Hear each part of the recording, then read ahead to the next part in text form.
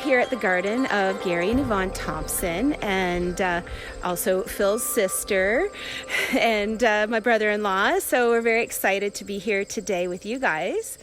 We're excited you're here. Always. I always get the pleasure of coming to tour Yvonne and Gary's garden, and they always have such fabulous things that they're growing. And so thanks so much for sharing with us today. You're welcome. So we're standing out by your veggie garden here, and it's looking rather lush. Yeah, the rain really helped. Yeah. 2 3/4 inches of rain on the weekend, and so that really helped things to pop. Yeah. Sure. So this is kind of our COVID garden.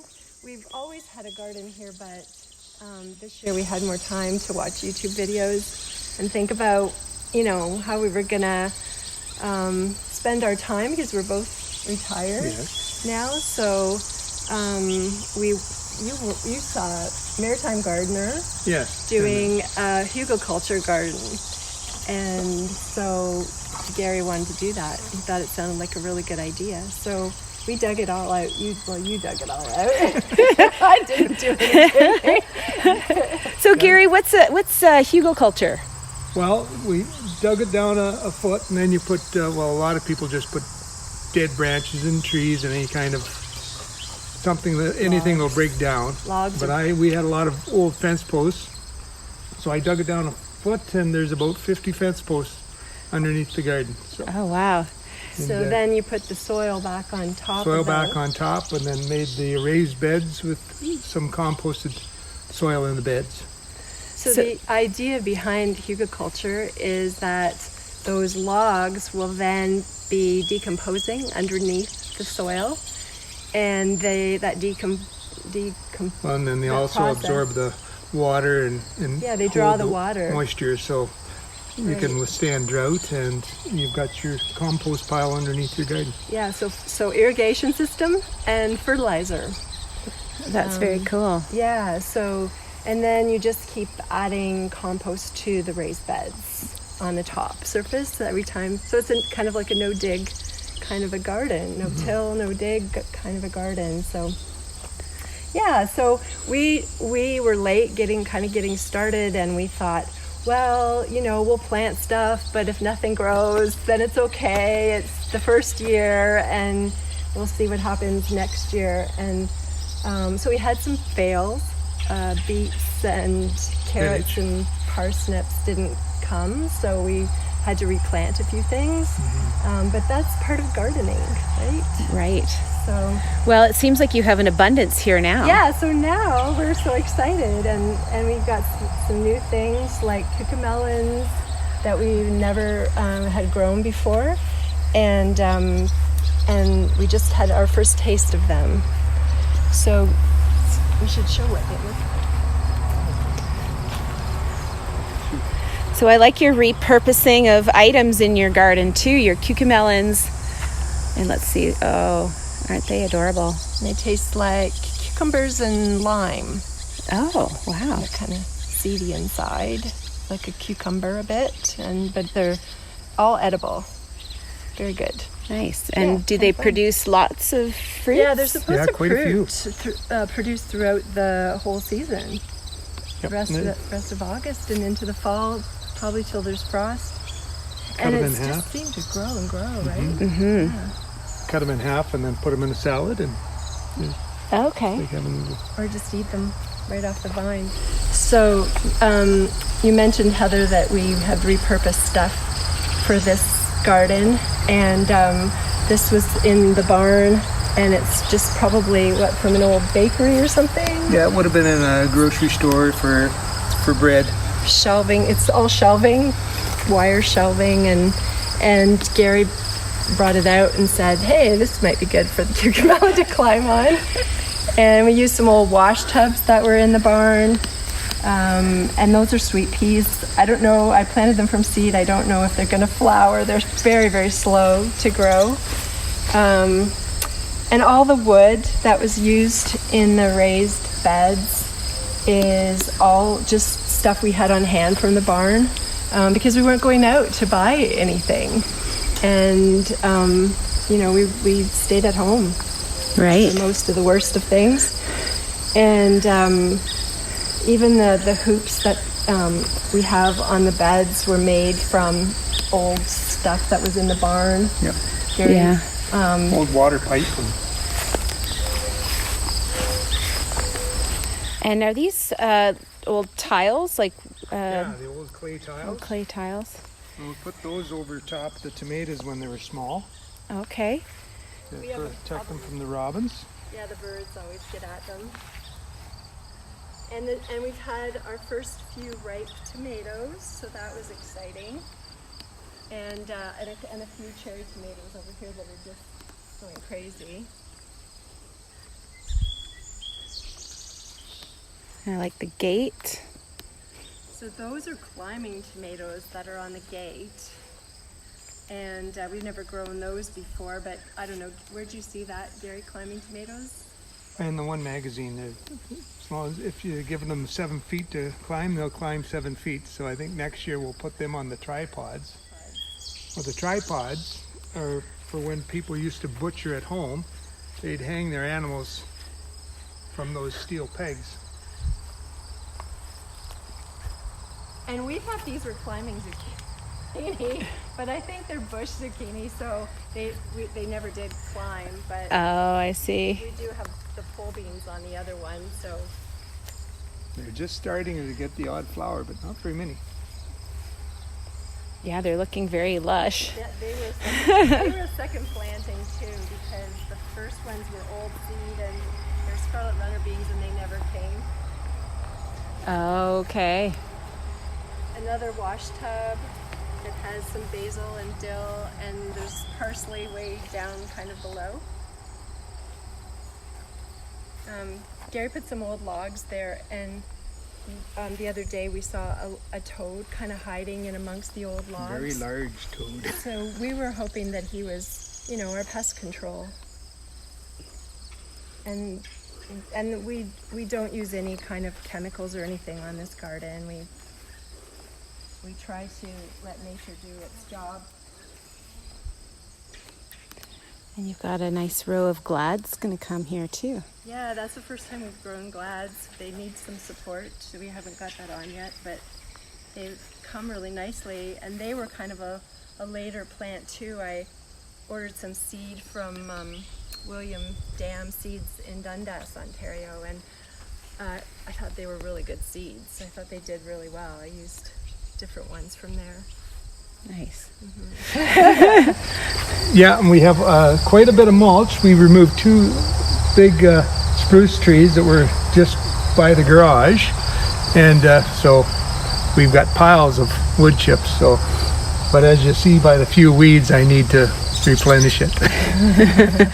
There's always a job to do. Yeah. Always something that needs to be done, but at least it's fun. Yeah, it is a lot of fun. Gary does all the slugging. But you seem to like it. You lost weight. I can tell it's slowing down. It's coming back.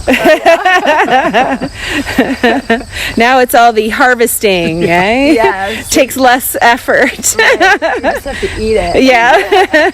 As soon as the canning starts. Yes. It's nice to be able to come out and get fresh lettuce and fresh tomatoes and basil. We've had tons of basil. We made pesto, and it's so nice to just have fresh stuff to eat that you grew yourself. There's something really satisfying about that. Hopefully this year we'll maybe do some seeds. Yeah. Some seeds. Yes. Try Yeah, that. we did a few seeds, but we like ahead of time in early spring, but not in February where we had some good growth before it came out. Try and keep some seeds too. So. Yeah. Yes, I heard someone talking the other day about the chance that there could be scarcity of seeds, and she was suggesting that you start saving your seeds for next year. Oh, that's good advice. Yeah. So I started doing that because I had a cantaloupe the other day that I bought from a market garden and was all set to save the seeds and then forgot about it. So, but I'm still going to do that because I think it's a good idea, good advice. Yeah. Yes. Yeah. Nice. That's a YouTuber, you know. Yeah. They're pretty smart. So we had some nasturtiums, and I love nasturtiums, and they're good to eat. The flowers are peppery, and the leaves are peppery, and they're tasty, but they also, I understand, serve a purpose as far as attracting pollinators, but also deterring pests too, like insects that you don't want. And I read that they're good to keep the cabbage butterflies away from brassicas. So Nice. that's a good thing, and I didn't know that when I put them here. It tastes good, and I like them. Yes. And you've got some marigolds in here too. Is that for the same purpose? They're supposed to be good insect repellent, and so yeah. Well, it seems that this year we have a lot of earwigs. Oh, yes. These would be just loaded. They'd be moving. I'd come out at night to spray them with the soap and solution we made with oil and water and some dish soap, and they'd be just covered. Ew. Where the other plants wouldn't have them on. So they kind of sacrificial. Oh, okay. Yeah, and now they're coming again. Yeah. Now the earwigs, they've gotten strong enough and enough moisture in the ground that the earwigs stay in the ground. I think they come out and they eat your plants because they want moisture. I don't know. That's just my theory, but We'll have lots That makes of little sense. peppers. yeah, those are Fairly full. Oh, yeah. interesting. They're loaded there. Yeah, we never tried Still them before, flowers? so I don't know if they say the smaller the pepper, the hotter. So I don't know if those are chili peppers. So what That'll kind of keep the chili boys peppers happy. are they? They're matchbox chili. Matchbox. I don't box. know. We just took what was left and we just wanted to try a bunch of different peppers. So there's different kinds of chili peppers and jalapenos, and there's one over on the far end that's called Fulja, I think, and it tastes like a jalapeno, but it's not hot at all. Oh, really? Yeah. So Oh, that's neat. yeah, so I don't like real spicy. I like a bit of spice, but I thought that would be interesting to try that and Yeah. just see if it does have the flavor. Yeah. And there's lots of basil. That's a good companion plant for peppers and also for tomatoes. And it's just been hacked down because it was going to seed, and we wanted to stop it from going to seed because it gets bitter when it goes to seed, and so we're hoping for another growth spurt and some new nice fresh leaves of basil to make more pesto because we love pesto. There's cherry tomatoes in here, and they've gone like insane, and they're loaded. Like when they start to go, like we're gonna have cherry tomatoes out the wazoo. I don't know. And next year we know we're going to have to try and do something to contain them a little better. Yes. Yeah, they're on our aisles, so we can't walk. And we put straw around them. We got some straw from my cousin, and that keeps at least they're not touching the ground, so they won't rot anyways that way. Yeah. Yeah, but yeah, are these all cherry tomatoes in here, or No. there's That some? looks like a bigger. Oh, These yeah, are a these bigger are bigger tomato ones. at this end. Yeah. There's just 2 cherry tomato plants, and but they've filled up the whole end. Yeah, they're insane, and Gary suckers them. Yeah. Like he takes the sucker shoots off. Like you would never even know there were any sucker shoots taken off of these. And he's out here doing that all the time. So anyway. Yeah, they're very Must be happy the odd there. one by what I can see. And then this bed's been onions, but I don't know. We haven't had a great luck with the onions. I'm not sure. We got a Well, couple. they're not huge, that's for sure. No, we got a couple not bad sized ones out. There's some borage in there. some weeds. and we like the purslane. Right, that's purslane, and we put it in our salad. And there's a giant purslane plant there. And we let all the milkweeds go, because whenever we see a milkweed plant come, we let it grow, because we want to attract the monarch butterflies. And we've seen a few caterpillars on there. We've had 3 caterpillars, but where I see them for one day and then I don't see them again. So yeah, I don't know if something's getting them, or we see the monarch butterflies around more. So we're happy about that, because for a while we didn't see them. Yeah. And one year, years ago, I don't know how many years ago it was, but when the kids were small, we had monarch butterflies migrate here, and we had a tree just completely covered with monarchs. Oh, wow. And so it's hard to believe that we went from that to having very few. Mm-hmm. Yeah. So there's a dahlia, a currant bush of some sort that we're not sure what it is. We think it's maybe a black currant. and it came there on its own. So we kind of let it do its thing. Why not?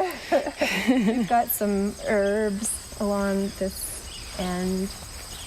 And So you both have been trying to grow some dahlias here, but you've been having some issues with earwigs. Yeah. And I see you've put this one up on a stand. What else had you tried, Gary? Well, we started by, I had some old screen door screens, so I just cut some discs and put them in the bottom of the pots and then repotted. And hopefully that, because the earwigs were going up through the drain holes. Oh, my in goodness. there, and then they'd be eating at the roots. And then, so They were all hopefully over that soil. keeps them at bay. And well, this one was brutally attacked. The leaves were just a mess. Like, we really thought there wasn't going to be much come of these, but we repotted them and took all the soil off, and now there's some blooms. So we're hopeful that maybe we'll get some nice blossoms from it. But they get even in the blossoms, they're nasty. But now we've had rain and they've got more moisture. Hopefully they stay away. Yes. Yeah. We're at the side of your property, which you have a beautiful perennial garden. How long have you been gardening this area? So we've been here 24 years. And so this is, I was looking back in an old gardener journal that I had, and this started off as a little circle bed, and I had lilies in it. And then it just kind of spread, because then you'd buy a plant and you'd have to dig more room, and then you'd buy some more plants and you'd have to dig more room, and so it kind of expanded. And I didn't actually buy all the plants in the beginning because we didn't have a lot of money, so I would get a lot of plants from family and friends. And so a lot of the plants in here, I can say, well, that iris was from my grandma, or that was from my mom, or that was from my sister-in-law Heather, or those ligularias came from Heather. So that's what makes a garden special too, not just buying plants you love, but also getting plants from people you love, right? And then their memories. Yeah. So anyways, this is one of my favorites. And I can't remember how I came to know about curcasmia, but it's definitely one of my favorite plants now. And it's just slightly past, you can see the seed heads now. The flowers are red, and it was just loaded. And the hummingbirds love it. Hummingbirds just love it, yeah. And it's surprising that it looks tropical to me. And we watch Gardener's World with Monty Don lots, and there was an episode where they showed that curcasmia actually grows kind of wild in South Africa, and fields of it. Oh, it was amazing. Such a beautiful plant, and so easy to grow. And you don't have to do anything to it. This is Lucifer, and it's very hardy, and you don't have to take it in. It's all season outside, so it's a great, great plant. There's some Siberian iris in here that I love. Another one of my favorite plants, of course, way past bloom. But and there's still some lilies in here, and phlox, Christian spurge. It's very much a transitional type of garden, so it changes. I think that's what I love about it. There's bulbs in here in the spring, and then it just keeps evolving and changing, and new things come out and grow. There's false indigo that's passed, and some nice cone flowers over there. So, yeah, it's a good all year long sort of color with this bed. There's daylilies too that are now just past. I think there's one still maybe over there, but Last year it was phlox everywhere, and we thought we got rid of most of it, but it's still lots. They had powdery mildew, so we really dug them out. But they must have seeded themselves because they're all coming again, but they don't have powdery mildew, so it's a good thing. Yes, you've just kind of rejuvenated the stock that you have. Yeah, it was so thick.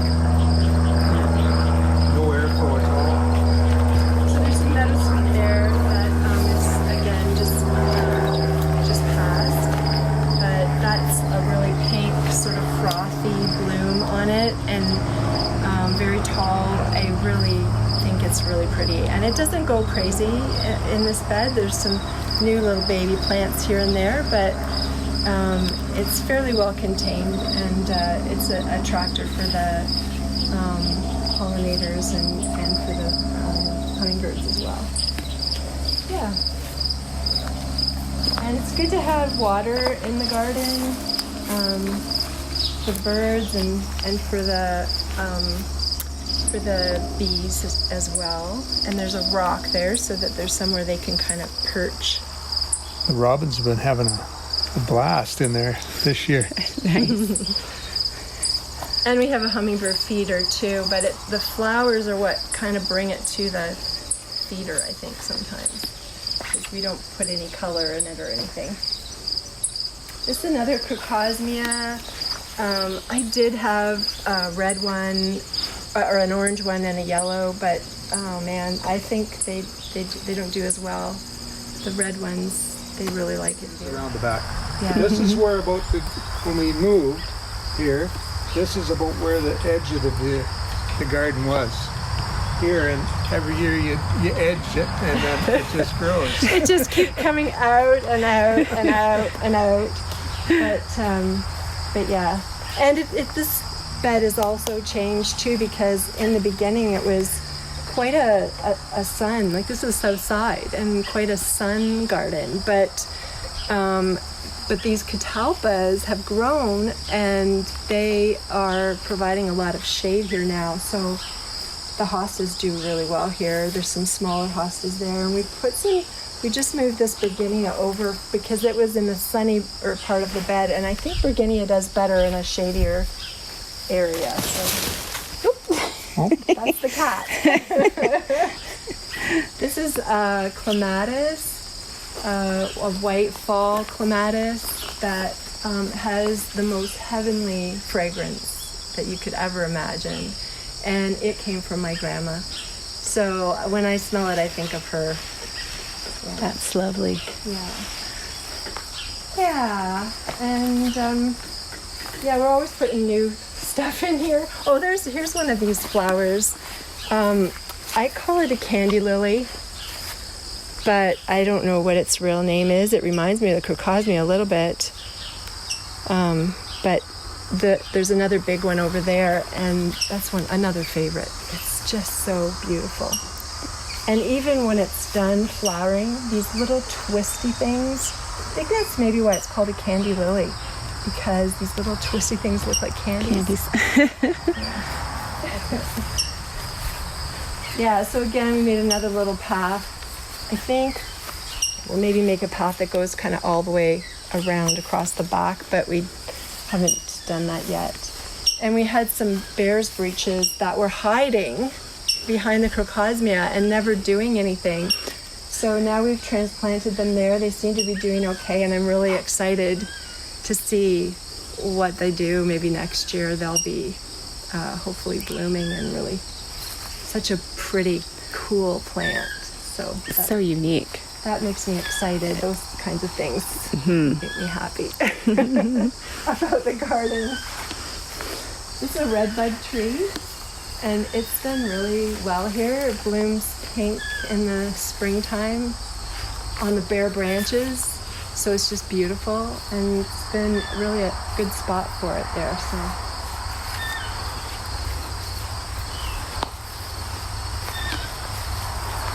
there's some construction work going on around here with the little sidewalk and everything, so just ignore that. But there's ferns in here, and there's hostas and jack in the pulpits that bloom in the spring, and some trilliums, and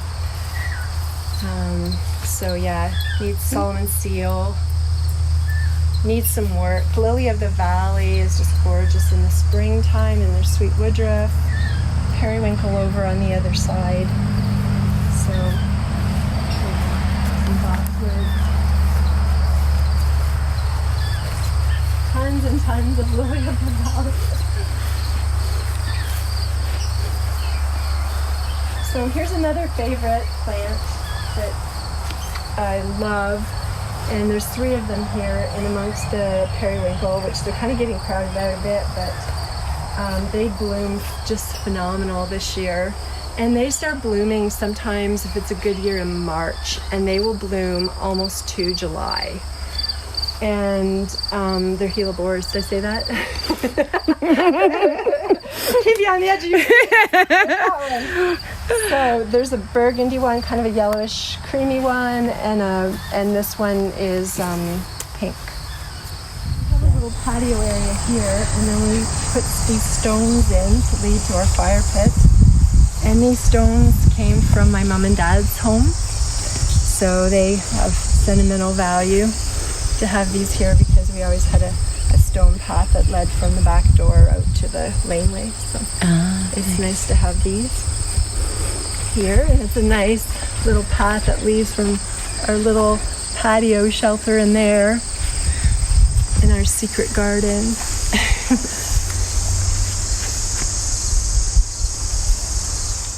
This is one of my favorite little things too. I love this little portulaca, and I love succulents, and I love these little tiny things. And this is, I can overwinter this.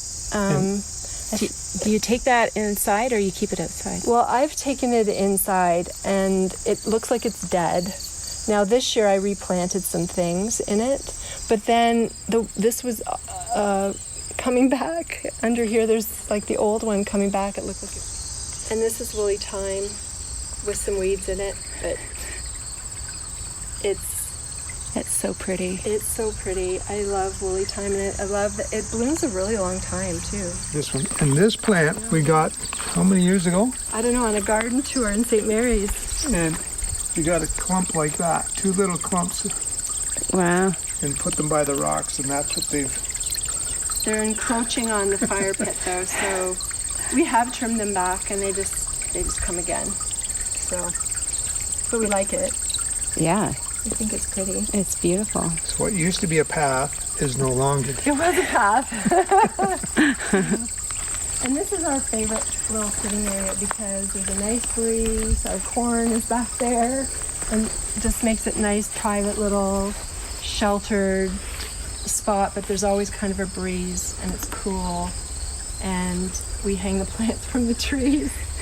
And this one does amazingly well. It's just done extremely well in this spot, and the bugs don't get it, so that's a bonus.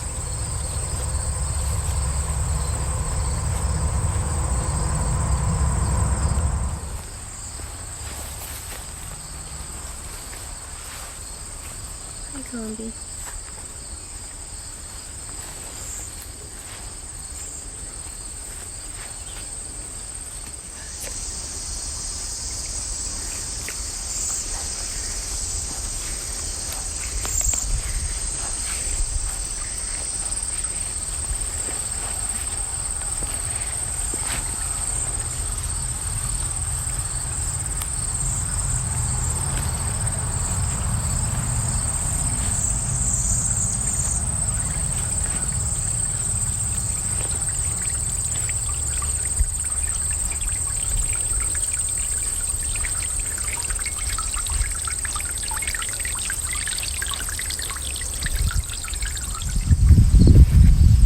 So you've been working on renovating this garden as well.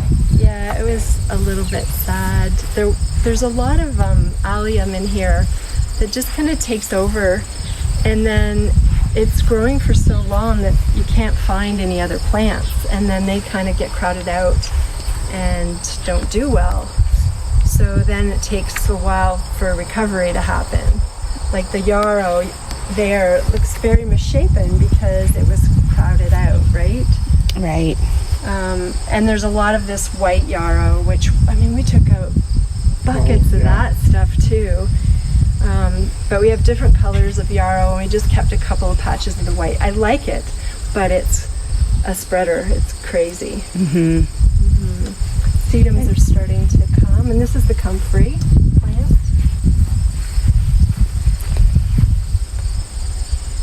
And you can see new growth. So you cut it back, you make your tea or whatever, and then the new growth comes again. So you have a constant source. Yeah, it's pretty vigorous, isn't it? Yeah. This little The poppy. bees love it. Look at that. This little poppy's been blooming all summer. I think it's done, and then 2 more will come out, or 1 more will come out. It's such a pretty color, so Yeah. delicate. These are, I don't know, my understanding is perennial sunflowers. I think I got them from somebody on a garden tour too. That I knew, and they gave me a little bunch of them, and then now I have them everywhere. People are very generous with their flowers. It's always nice to share. It is, and it's nice because if you lose something at your property and you've shared it with someone else, and they might be able to give you a piece back sometime. Exactly. right. So it works both ways, doesn't it? Yeah. Yeah, and Heather's not going to go home empty-handed today. That's awesome. Thank you. Some little nasturtiums, and I don't know what this is, a little succulent for Alice's fairy garden. Nice. Yeah. Well, thank you guys so much for this lovely tour. You've been super busy, I can tell, and everything's looking fabulous. Thanks, Heather. Thanks for coming.